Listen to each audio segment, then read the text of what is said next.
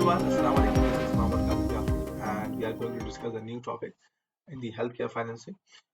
Today's topic is financial instruments and markets. We will discuss about the what type of the financial instruments we have और किस तरह की हमारे पास financial markets होती हैं. And the second part of this presentation is the mechanism of the healthcare financing. Let's start. सबसे पहले हम जानने की कोशिश करेंगे कि source of funds and types of financial instrument किस किस तरह के होते हैं. Shareholders and stakeholders. There are two different terms. We should not match to each other. We should not mix to each other. हमें पता होना चाहिए कि शेयर होल्डर्स बेसिकली वो शेयर होल्डर्स होते हैं कि जिनके पास कुछ ना कुछ अमाउंट में कंपनीज के शेयर्स होते हैं यानी मिल्कियत होती है और उनके पास जो भी कंपनी की मालियत है उसका एक स्पेसिफिक स्मॉल या मैक्सिमम या मिनिमम एक शेयर उनके पास होता है. स्टेक होल्डर्स शेयर होल्डर्स भी स्टेक होल्डर हो सकते हैं but not only the shareholders are stake holders.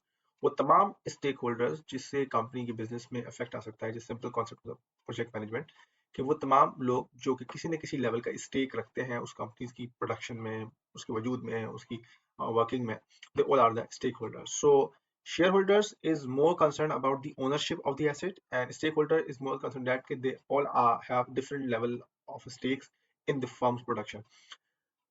इसके बाद हम जानने की कोशिश करेंगे कि ये जो लफ्ज यूज हो रहा है इंस्ट्रूमेंट, ये क्या चीज है. बेसिकली इंस्ट्रूमेंट या सिक्योरिटी ये एक फाइनेंस की इंपॉर्टेंट टर्म्स हैं जो हम यूज करते हैं.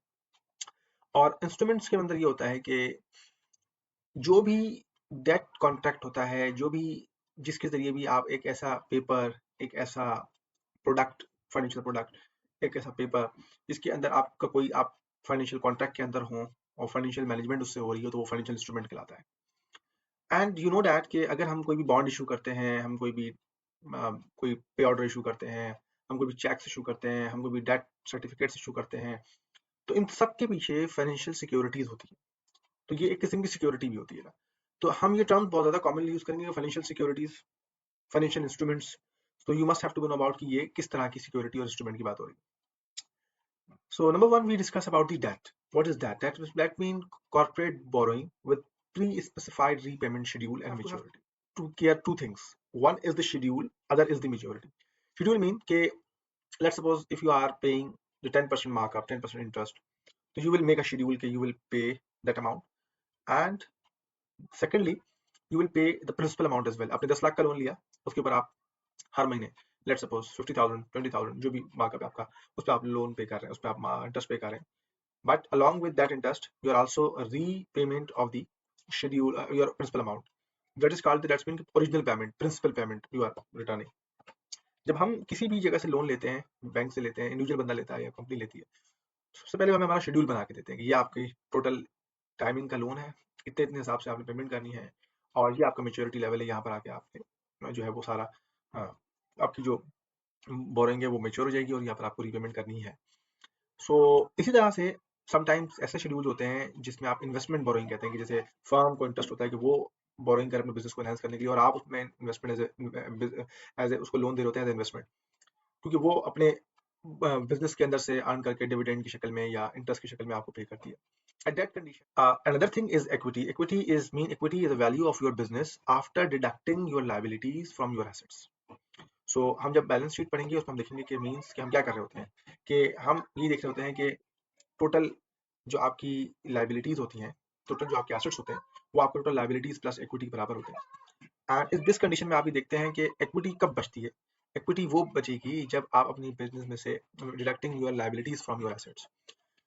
तो लेट्स सपोज अगर आपके पास 100 रुपीज का 100,000 का 100 मिलियन का है, जो भी आप समझ सकते हैं, 100 रुपीज को आसान समझ लेते हैं.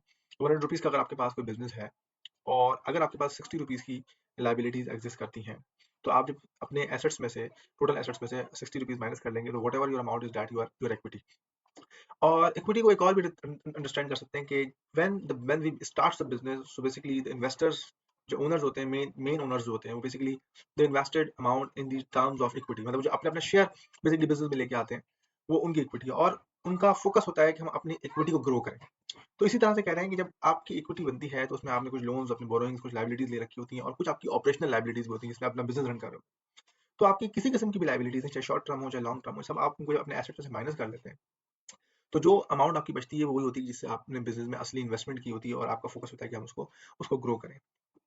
सो it is the total amount of the money that would return to the shareholders if your debt was paid off and your assets were liquidated. तो यानी कि ये वही बात कर रहे हैं कि जब आपने शेयर होल्डर्स होते हैं, वो शेयर होल्डर सारे हो सकते हैं ना, इसमें मेन शेयर होल्डर्स भी हो सकते हैं, स्मॉल भी हो सकते हैं, तमाम. तो वही मैंने बात की कि वो लोग जिन्होंने बिजनेस स्टार्ट किया है, चाहे उनकी छोटी सी ओनरशिप है चाहे बड़ी ओनरशिप है, आपने अपनी इक्विटी में से उन्हें सेटल डाउन करना है, उनको पे करना है. So now we are going to discuss some important terms. What are the terms? Share versus stock. ये बड़ा सिनोनिम्स हैं एक तरीके से, दोनों हम यूज कर रहे होते हैं. एक बंदे के पास स्टॉक्स में है, एक बंदे के पास शेयर है. कॉमनली लिटरेचर में इतना फर्क नहीं होता. अगर हमें स्टॉक के शेयर्स की कोई प्रॉब्लम मिल जाए तो हमें उसको एक जैसे समझना होता है. थ्योरेटिकली थोड़ा सा डिफरेंस है, we can discuss. Share the financial instrument, ये फाइनेंशियल इंस्ट्रूमेंट जिसमें आपसे बताया था, ये कोई पेपर होगा शेयर का आपके अगेंस्ट, तो ये कोई इंस्ट्रूमेंट है, इसको फाइनेंशियल सिक्योरिटी फाइनेंशियल इंस्ट्रूमेंट के तौर पर हम ले सकते हैं. That represent that the part of the ownership of the company. अगर आपके पास $100 का एक शेयर मौजूद है तो आपकी कोई ना कोई ओनरशिप चाहे 0.0 समथिंग परसेंट की है, लेकिन कंपनी में एग्जिस्ट करती है. A company is a financial instrument that represents part of the ownership in one or more organization. But stock is a little bit different than share. The matter is of a company. Share में इनकी एक company के आपने 10 share ले रखे हैं, तो उस कंपनी में आपकी ओनरशिप की बात कर रहा है. Stock is a financial instrument that represent part ownership in one और more company. But your stock composition is that कि वो एक से ज्यादा कंपनीज की ओनरशिप को शो कर सकता है. तो जस्ट अंडरस्टैंडिंग का इशू है. The point is ownership. The second part is a common stock. अब स्टॉक्स को उसने बता दिया कि स्टॉक होते हैं, शेयर होते हैं, ओनरशिप को शो करते हैं आपकी, लेकिन स्टॉक्स एक जैसे नहीं होते. इनके अंदर डिफरेंट फॉर्म्स हैं. मतलब आप समझ सकते हैं कि एक स्टॉक की क्रेडिबिलिटी, प्रेफरेबिलिटी, इंपॉर्टेंस वेरी करती है उनकी कैरेक्टरिस्टिक्स के साथ. Common stock, tradable stock, tradable asset, a security that equates the ownership equate to ownership in a company. मैंने आपसे बताया ना कि ये फाइनेंशियल इंस्ट्रूमेंट है, सिक्योरिटी, इसको दोनों हम कह सकते हैं. This type of things can happen. तो कॉमन स्टॉक वो होते हैं जो इजीली मार्केट में ट्रेड हो सकते हैं और एक आम बंदे के पास होते हैं. कॉमन स्टॉक के अंदर एक इंपॉर्टेंट चीज है कि right to vote on things like corporate policies and board of directors. जिनके आपके कॉमन स्टॉक्स हैं, तो आप आके एक कॉमन पर्सन की तरह बोर्ड ऑफ डायरेक्टर्स की जब मीटिंग हो तो you have a right to vote. आप जा सकते हैं और आप वोट दे सकते हैं. ट्रेड इन ओपन एक्सचेंजेस, बिल्कुल आप जा सकते हैं, इजीली इसको आप मार्केट में ट्रेड कर सकते हैं. कॉमन स्टॉक्स जो आम बंदों के पास यूजुअली स्टॉक्स होते हैं कंपनीज के, जो आपको स्टॉक्स कंपनी से मिल जाते हैं, वो कहलाते हैं common stock. Preferred stock that pay the shareholder specified dividend. Common stock और प्रेफर्ड स्टॉक में इस बड़ी इंपॉर्टेंट जंग जो है ना, वो है डिविडेंड की. कॉमन स्टॉक के अंदर डिविडेंड का तस्करा देखने नहीं आया गया क्योंकि वो कॉमन डिविडेंड है. लेकिन यहाँ पर प्रेफर्ड स्टॉक को प्रेफर्ड कहते ही इसलिए हैं कि उसमें स्पेसिफाइड डिविडेंड आपको उनके लिए रखना ही रखना होता है. So priority over common stock for receiving the dividend. ये बात आगे क्लियर होगी कि जब कॉमन स्टॉक को डिविडेंड देने की बात आएगी तो पहले प्रेफर्ड स्टॉक को डिविडेंड डिसाइड होगा और उनको डिस्ट्रीब्यूट होगा, देन कॉमन स्टॉक पे जाएगा. Preferred stock is like a bond. ये बॉन्ड है. बॉन्ड मीन जिसमें स्पेसिफिक कूपन हो जाता है ना कि आपको ये आपको 1 लाख की इन्वेस्टमेंट पे आपको जो है वो 1,000 रुपए मिलने ही मिलने. जिस तरह से कॉमन स्टॉक थे, इस तरह से प्रेफर्ड स्टॉक थे. Now we discuss treasury stocks. A treasury stock are reacquired stock, a stock which is bought back by the issuing company. I mean, something that has been returned to the company, has been bought back by to the company, repurchased by the company, surrendered by the company. That means the company has been call basically this is called the call option, has recalled all the issuing authorities और उसको उन्होंने bought back कर लिया, repurchase कर लिया. इससे होता क्या है, कंपनी अपने शेयर को रिड्यूस करना चाहती है मार्केट में. अगर उसने लेट्स सपोज मिलियन रुपीस के स्टॉक बेचे हैं और वो एक अच्छी सी ऑफर देके या ऐलान करती है कि हम जितनी भी ये लाइन से स्टॉक है वो रिपर्चेज कर ली जाएगी, तो दिस कंडीशन में आप पैसे ले सकते हैं. और जब पैसे ले लेंगे तो आप मार्केट की जो कंपनी का शेयर है वो अगेन फिर 4,000 में आ जाएगा, फिर वो आपके पास चलेगा. अपनी वो शेयरिंग यानी अपनी वो ओनरशिप है उसको लिमिटेड करना चाहती है, लेकिन दिस कंडीशन वो आपको पैसे भी दे रही है, अपना फंड्स भी रिड्यूस करेगी, क्योंकि वो कहीं ना कहीं आपको पैसे निकाल के देगी तो उसकी जो फाइनेंशियल पोजीशन उसमें चेंजेस आएंगी. Reducing the amount of the outstanding stock on the open market definitely liabilities है. आपने अगर मिलियन रुपीज के स्टॉक मार्केट में सेल किया है तो वो तमाम ओनरशिप है, वो तमाम हकदार है, वो आपकी लायबिलिटी आपको देना है. तो आप अपनी आउटस्टैंडिंग को, जो आपके लायबिलिटी जो आपको पैसे देने हैं, उनको आप कम करना चाहते हैं. सो another type of the stock is treasury stock. Commercial papers. The point is that we are discussing about so many type of the financial instruments, and if we are selling the stocks, basically we are increasing the funds for the company. The commercial paper is another type of the that's meant to raise the fund. Mean 4 types of the commercial paper: promissory note, draft, checks, and certificates of the deposit. ये commission papers जो होते हैं ये भी आप issue करते हैं to fund raise, और उसमें आप कहते हैं कि ये बेसिकली कॉन्ट्रैक्ट्स हैं. आप कॉन्ट्रैक्ट बनाते हैं, प्रॉमिसरी नोट का कॉन्ट्रैक्ट है, ड्राफ्ट का कॉन्ट्रैक्ट है कि आप इनके जरिए स्पेसिफिक अमाउंट दे के किसी भी इंडिविजुअल फर्म को, और वहां से फंड रेज करते हैं और वहां पर उनको आप डिविडेंड की शक्ल में, पेमेंट की शक्ल में पैसे देते हैं। So now we discuss about the transfer of funds and capital. यहाँ पर एक मैकेनिज्म हम डिस्कस करते हैं। ये मैकेनिज्म आपसे ये बात करता है कि we have firms on the left side, देख रहे हैं आप, we have firms and firms need the money to expand their business, so they are selling the shares, stocks and bonds. In the terms of loan agreement, they are signing the bonds issue कर रही हैं, they are issuing the shares, they are issuing the stocks. उन्होंने share bonds let's suppose 1,000 rupees का issue किया और बाकी तो बहुत सारे शेयर स्टॉक्स बॉन्ड बेच दिए, तो कितने वो खरीदे? इन्वेस्टर्स, जनरल पब्लिक हो सकती है, मैं चाहता हूँ कि मैं अपनी इन्वेस्टमेंट कर दूँ, मैं कुछ शेयर खरीद लूँ अच्छी कंपनीज के, जनरल पब्लिक हो सकती है, बैंक्स भी हो सकते हैं, बैंक्स आपको लोन देने को तैयार है, डेट एग्रीमेंट साइन करने को तैयार है, क्योंकि वो बिजनेस करना चाहते हैं, वो अच्छा मार्कअप आपसे लेना चाहते हैं। फाइनेंशियल इंस्टीट्यूट हो सकते हैं, माइक्रो फाइनेंस बैंक हो सकते हैं, दूसरे हो सकते हैं, इन्वेस्टमेंट कंपनीज हो सकती है, जिनका नाम यही कि फाइनेंशियल इंस्टीट्यूट है, उनको काम यही कि वो लोगों को अट्रैक्ट करते हैं और आपको पैसे दिलवाते हैं, और आपके पैसे से वो खुद भी अर्न करते हैं और उनको भी पैसे देते हैं।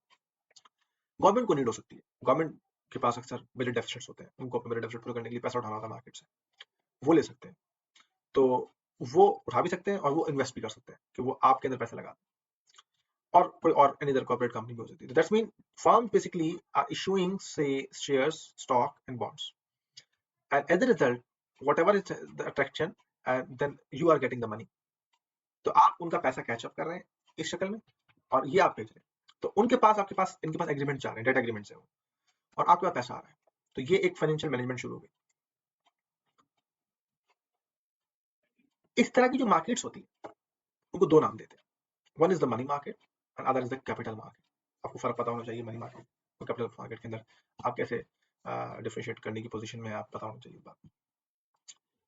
सो one thing is this, the money market is called the short term period market, short term fund market, and the capital market is the long term।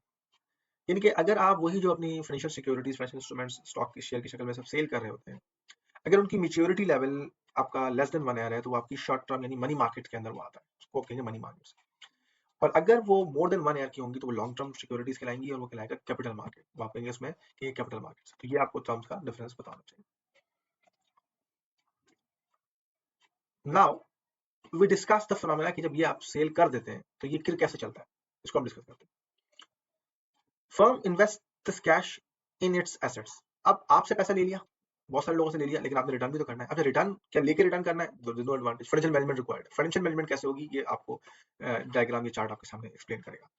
Firm invest this cash in its assets, वो इस पैसे को लेके अपने पास नहीं रखते, वो उसको इन्वेस्ट करते हैं, इससे पैसे से पैसा बनाते हैं, फाइनेंशियल मैनेजमेंट करते हैं। And basically what they are doing, financial markets, primary markets and secondary markets, वहां से आपके पास इन्वेस्टमेंट से आप ये देख सकते हैं कि राइट साइड पे लोगों ने लॉन्ग टर्म और शॉर्ट टर्म सिक्योरिटीज ली और आपको ये पैसा उठा के दे दिया, जिसमें पीछे वाली ग्राफ में पड़ा था। Cash flow into the firm by the issuing security, आपने सिक्योरिटी इशू करी, आपने स्टॉक्स बांटे, बॉन्ड्स बांटे, जो भी कुछ किया, और इस जगह से पैसा आपको यहाँ पे आपके पास चला गया। But what did you do, you basically perform an action कि आपने ये कैश फ्लो किया फ्रॉम फर्म सी, अब आपने आगे इन्वेस्ट किया। मैं दो तीन चीजें बताता हूँ आपको, बड़ी इंपॉर्टेंट है। अगर आप लेट्स सपोज हेल्थ केयर को दिमाग से निकाल दें, फिलहाल नॉर्मल कंपनी की बात, तो आप इस पैसे को किस तरह इन्वेस्ट करेंगे? आप इस पैसे को इस तरह इन्वेस्ट करेंगे कि किसी रियल एस्टेट में डाल देंगे, नई मशीनरी परचेज कर लेंगे, किसी ऐसी और जगह पे जहाँ मार्कअप की जरूरत होगी आपको, आप 2% मार्कअप कॉरिडोर में कमा रहे होंगे तो आप वो ले लेंगे। लेकिन we comes on health care point of view, तो health care point of view में हम लेट्स सपोज समझते हैं कि हम इस कैश को एक ऐसी लेबोरेटरी बनाते हैं, एक थर्ड पार्टी बनाते हैं, जिसके अंदर उसको इक्विपमेंट दिलाते हैं, इसको करते हैं, और उससे एक्सपेक्ट करते हैं कि वो अपनी लेबोरेटरी खोलेगी, टेस्ट परचेज करेगी और वहां से हमें अर्निंग करके देगी। तो आपने फर्म बी ने, ये हॉस्पिटल था या हॉस्पिटल मैनेजमेंट थी, उसने आगे फर्म सी को दे दी। अब फर्म सी से दो चीजें मिलेगी, जो पैसा आपके पास आएगा वो यहाँ पर आ गया, उस पैसे में से आपने 3 लोगों के हिस्से बांटने, यानी आपने 100 रुपए की, आपने बेसिकली यहाँ से इंडिविजुअल इन्वेस्टमेंट ने आपको 100 रुपए की इन्वेस्टमेंट करी, आपके पास 100 रुपए यहाँ में, उस 100 रुपए को आपने री इन्वेस्ट किया, वो 100 रुपए 200 रुपए बन गए। अब इस 200 रुपीज को आपने डिस्ट्रीब्यूट करना है, उस 200 रुपीज में से आपका पहले तो वो 200 में से टैक्सेस आपने गवर्नमेंट को देने, लेट्स सपोज 20 रुपीज के टैक्सेस खड़ गए, तो आपके पास ओनली 180 रुपीज बचे। अब 180 रुपीज आपके पास यहाँ खड़ा हुआ है, 180 रुपीज में से 100 रुपीज तो आपके ही जो आपने इन्वेस्टमेंट करेंगे, तो वो तो आपको वापस चाहिए, लेकिन आपको सिर्फ 100 नहीं चाहिए, आपको अर्निंग भी चाहिए उस पर। तो आप 100 के बजाय 150 रुपीज लेके वापस यहाँ फेंक देते हैं और आप कहते हैं कि मुझे 150 रुपीज मिले, but remaining is 30 you must have to pay to those basically invested in your securities, जिनका असली पैसा है। तो आपने उनको कहा कि भाई अपना जो पैसा है वो हमारे पास ही रहने दो, आप उसके ऊपर अपने 100 रुपीज के ऊपर 30 रुपीज हमसे डिविडेंड परचेज कर लो, डिविडेंड ले लो आप, और आपका 100 रुपीज सेव हमारे पास, वो 30 रुपीज आपने यहाँ दिया। तो यहाँ पर आपके पास 150 रुपीज बचा हुआ है। इसका मतलब क्या हुआ कि स्टिल आपने 100 रुपए इनसे लेके इन्वेस्ट किए और 50 रुपीज बना लिए, आपका अपना पैसा था ही नहीं, इनसे लिया, यहाँ बना लिया, और ये 50 रुपीज ये 50 रुपीज आपकी सारी मेहनत है, इनसे लेना, इशू करना, सिक्योरिटी बर्दाश्त करना, इन्वेस्टमेंट करना, पैसे को इंक्रीज करना और यहाँ लेके आना, ये 50 रुपीज। जब भी कभी आपसे ये पैसा अपना मांगेंगे मेच्योरिटी के ऊपर, आप 100 रुपीज इनके हवाले कर देंगे और 50 रुपीज अपने पास जेब में रख लेंगे। आपने कुछ भी इन्वेस्ट नहीं किया, इनसे पैसा लेके यहाँ इन्वेस्ट किया और आपके पास 50 रुपीज के मालिक बन गए। बट 50 रुपीज के पीछे lot of struggle are there, tension, struggle, contracts, so many things are there, but how you learn that, how the financial markets works. So जैसे हमने बात करी थी कि मनी मार्केट्स होती हैं और कैपिटल मार्केट होती है, वो तो मेजोरिटी से होती है ना, कि अपनी 6 मंथ की मेजोरिटी या मोर देन 1 ईयर। इसी तरह से जब सिक्योरिटी सेल हो रही होती है और जब कभी कोई कंपनी ऑफर दे रही होती है, तो हम बस 2 किस्म की मार्केट होती है। प्राइमरी मार्केट, प्राइमरी मार्केट को कहते हैं कि इसको इनिशियल मार्केट भी कहते हैं, in issuance of security for the first time directly by the company. Let's suppose कोई फौजी फर्टिलाइजर कंपनी है, लकी सीमेंट कंपनी है, और भी कंपनी हो सकती है। लेट्स सपोज कोई सीमेंट फैक्ट्री ले लें, कोई स्टील मिल्स ले लें, कोई इस तरह की चीजें ले लें, फार्मास्यूटिकल कंपनी लेट्स सपोज कोई अपने शेयर मार्केट में बेचना चाहती है।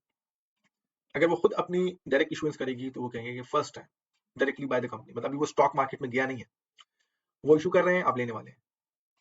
उसके बाद क्या होता है कि कॉमन स्टॉक होंगे तो आपके पास आपने रखे 1 साल, आपने उसके बाद बेच दी, तो अब वो कंपनी तो पीछे से हट गई। अब आप जब मार्केट में गए तो आप नए थे, तो आपने दोबारा जब बेचा तो वो आप फर्स्ट वो इनिशियल इनिशियल नहीं कहलाई, इनिशियल पब्लिक ऑफरिंग्स नहीं कहलाएगी। देख रहे हैं आप यहाँ पे लिखा हुआ है आईपीओ, इनिशियल पब्लिक ऑफरिंग, ये प्राइमरी इशूज होता है।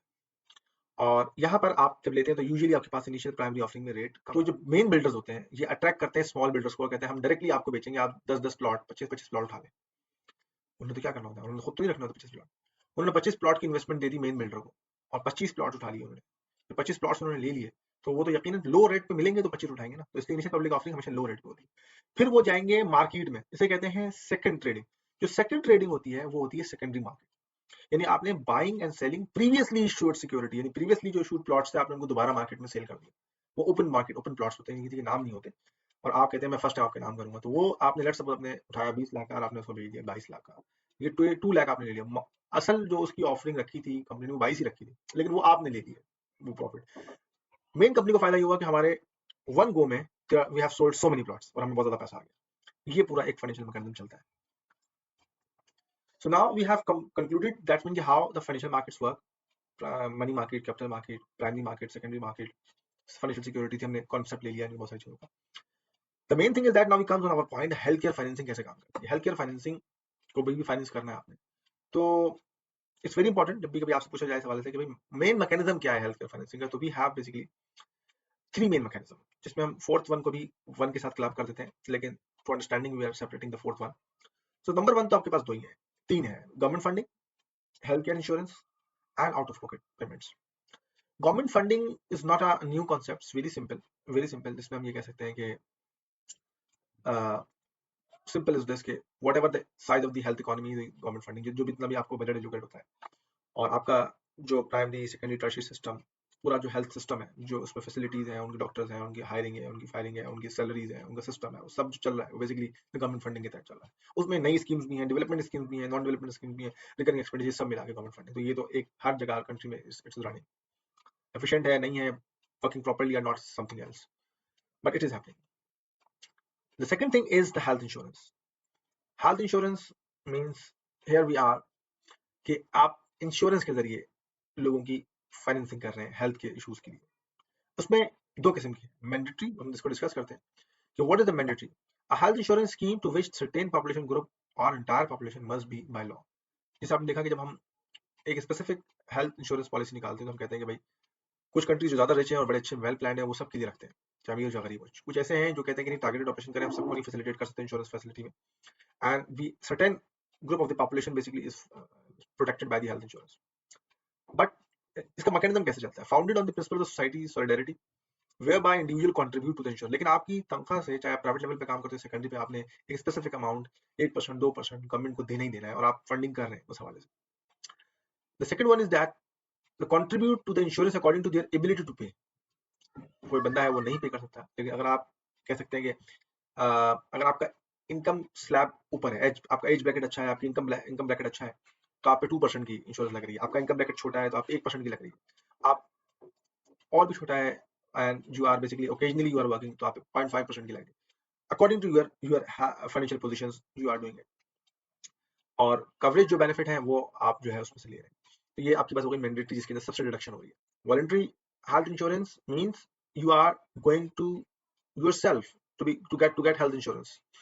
A health insurance to which an individual or group can subscribe without a legal requirement to do so. I mean, you are not legally bounded to do insure yourself, but if you want to get it, there are so many private companies are there, और वो कह रहे हैं कि भाई आप हमसे health insurance ले लें और आप अपनी इनकम में से मंथली 5% 6% जो है वो अपना आपकी हेल्थ इंश्योरेंस के लिए सेव कर रहे हैं, और जब कभी खुदा खास तौर पर प्रॉब्लम होती है, आपको हेल्थ इशू आते हैं, तो दे पे योर एक्सपेंसेस। सो ये आपकी वॉलंटरी बेसिस पे हेल्थ केयर फाइनेंसिंग मैकेनिज्म भी चलता है। The third one and the last one is the out of pocket. Out of pocket mean very simple, you don't have any health insurance policies, you are not supported by the government, you are doing by yourself. It is your pocket, you are bearing expenses by your pocket. Payment made by individual patient directly to the healthcare provider. आप गए, आपको injection की जरूरत थी, आपने injection लगवा लिया, आपको एपीडी करवानी थी, आपने 600 रुपीज पे किया, आपने 1000 रुपीज पे किया, आपने अपना मसला हल कर लिया, तो आपने अपने पॉकेट से एक्सपेंडिचर कर लिया। But it is not financed by the insurance, it is not financed by the voluntary insurance, it is not financed by the private insurance, it is not financed by the directly government, यानी कि charity भी नहीं थी। तो ये भी एक financing है।